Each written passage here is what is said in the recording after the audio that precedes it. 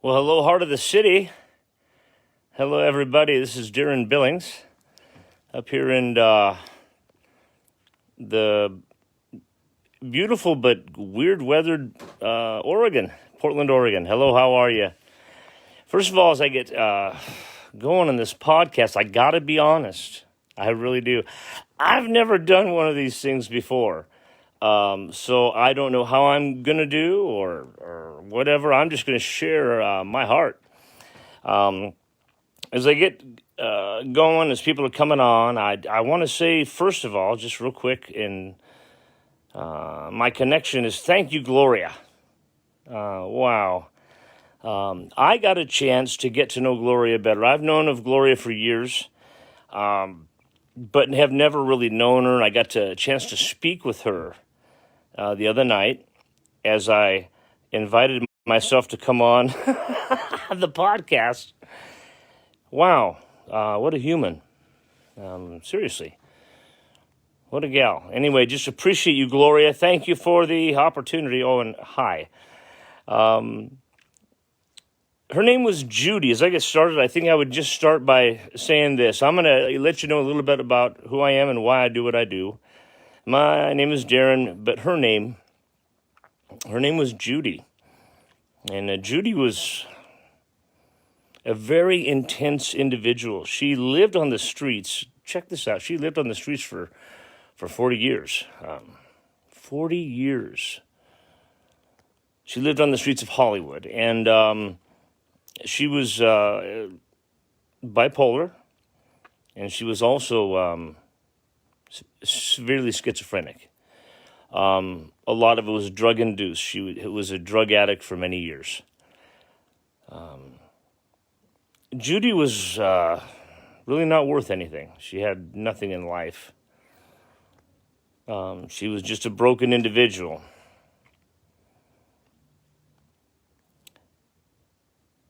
Wow. I went to a Bible conference. I was a part of a fellowship that did great conferences, and every summer they did what they call a world conference. And I was, one night, I was receiving the offering for the conference body. And it was a good-sized crowd. Saw many friends there, many people I didn't know. When I got off the stage after receiving the offering, something happened. It was kind of a trip. What happened was this man came up to me and he said, Darren, he knew my name because I received the offering. He said, Darren, you've never met me, you've never seen me, and you will not see me again until we're in heaven. And I thought that's interesting. And what he said was, the devil has sought an assassination attempt against you and your life. Now, guys, I'd never met this guy before. I don't know who he was. I was kind of taken back. Because when he said it, there was some authority to what he said. And he gave me a strategy. I want to encourage anybody that's watching right now that if you're going through something, God will give you a strategy on how to get through it. He's just really good at that. But anyway, he said the devil has an assassination attempt against you, and he's out to destroy you. And the reason why I share that is because that night, Judy was brutally killed in Hollywood, brutally. She was, Judy was torn in half. She was sleeping on a park bench on La Cienega Boulevard, and a driver who was very intoxicated at 2 a.m. crashed up on the sidewalk and crashed into the bench where she was and hit her and then tore her in half. I share that awful story. You say, why do you share that? I share it because Judy was my mom. She's my mama. And when I went to her funeral, I was tripping out. I went to her funeral and I saw the place was filled with homeless people. See, remember, my mama was homeless for 40 years. 40 years, wow. It's filled with homeless people. When I walked in, it was there that the Lord said, this is your heritage. This is your calling. That was hard to understand because I was a pastor of in that group we were in, I had a church of 400.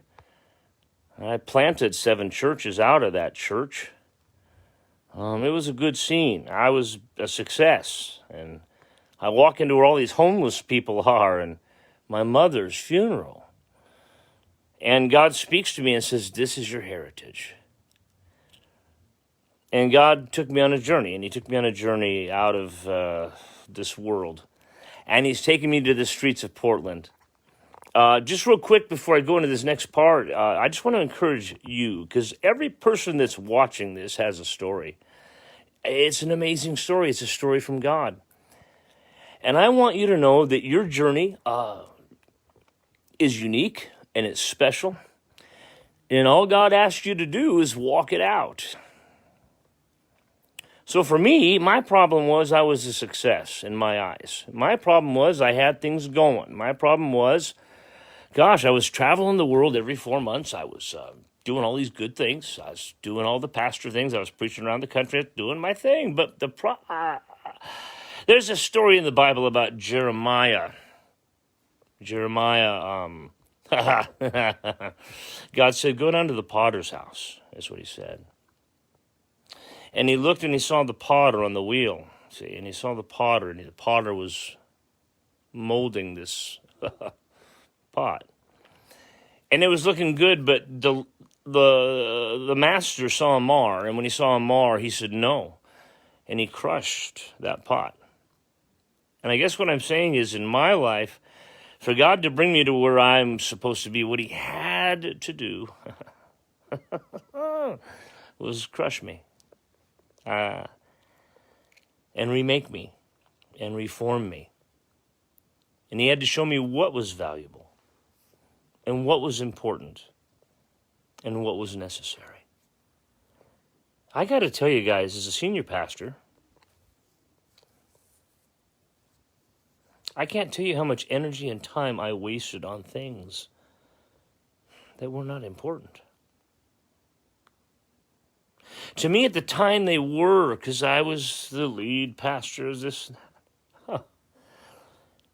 But I can't tell you, I think back on how much energy and lack of sleep I spent on building staff and trying to do this and trying to develop sermons and all this and counseling and working and yada, yada, yada.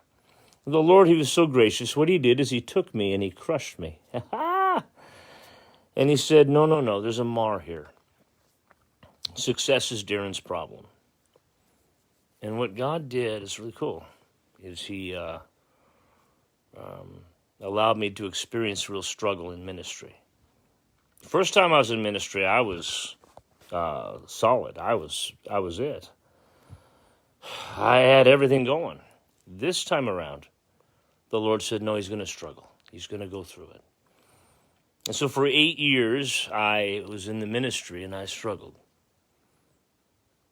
And after 8 years in the ministry, I had 20 people. In the eyes of the world, that is not a success, folks. I'm just telling you right now, okay? 8 years, 20 people. As a matter of fact, many pastors will be saying, well, he should be out of the ministry. He's not really called to it. That's such bull.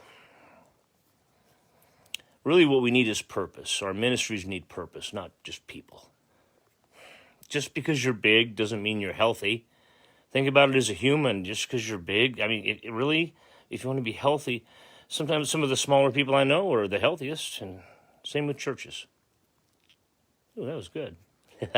So guys, after 8 years, he challenged my heart to make a difference in Portland. And I stopped trying to build my church, is what happened. I just got done with it. And God gave me a burden, a heart for the city. I was broke. This is how bad our church got to. After 8 years, 20 people, I was out of money. I was out of savings. This is a true story.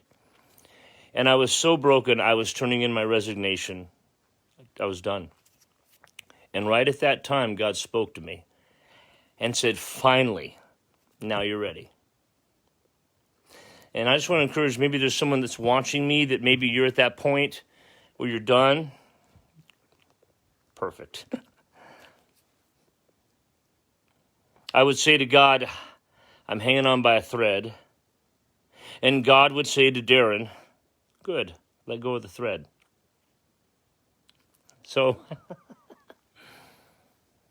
he challenged me to reach the city, and this is what he gave me to do it with. I had no money.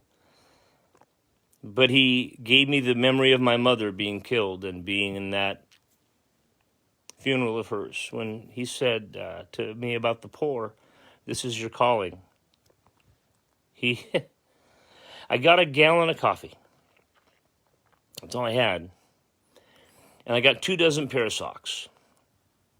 And I got out of my church, a senior pastor. Got out of my church. I stopped doing that. I mean, I do church. I have church. But what I'm saying is I stopped trying to play the church game. And I got out, and I just went on the streets.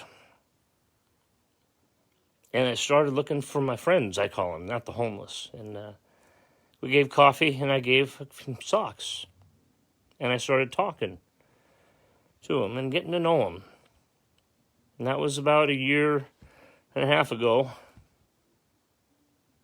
Now, we're in 2 counties, reaching 3 cities in 4 areas. The last weekend's outreach, we had 4 different denominations come together, represented, reaching the city, reaching the streets. There's this crazy explosion that's happened. And it's all because of God. He took me at my weakest. Now I'm going to wind down here because I don't want to take much more time. But he took me at my weakness to fulfill a word. I wish I could say to y'all that are watching right now, by the way, hi everybody. I wish I could say to y'all that are watching, I wish I could say that your destiny is going to come out of your strength. But it's not true. It's not. Because in your weakness, you're going to find his strength. And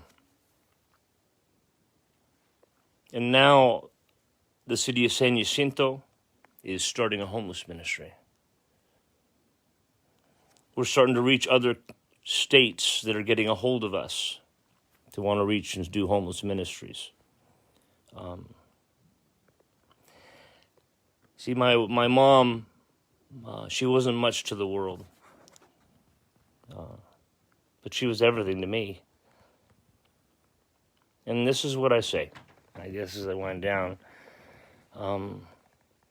The devil took my mama. That's all right. Because I'm going to take him out. And San Diego, I love your city. I look at it, it's pretty. You got one of the most gorgeous cities in the world. But in it, they're lost and they're hurting. And God's looking for some weak people that he can use to turn this city upside down. Anyhow, I was just doing an introduction. If I'm invited back, I would love to share some other things, but I wanted to let you know who I am. And so that's why I've done this, okay? Anyway, God bless you. Anything else I can think of? No? Hey, Gloria, you're my hero, sis. Thanks so much.